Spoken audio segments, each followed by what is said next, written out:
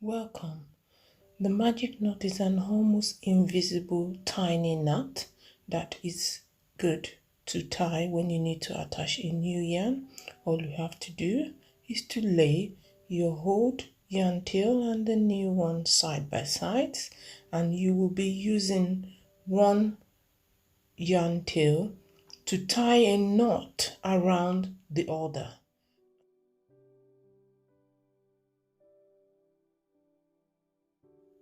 All you are doing is passing it under and over to tie a knot around your yarn tail.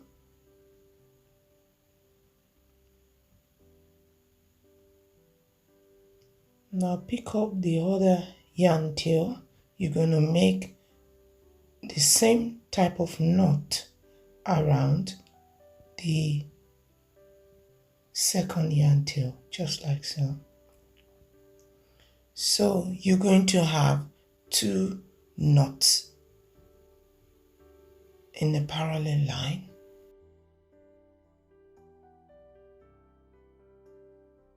Pull on both ends till your two yarns meet together in the middle and pull tight.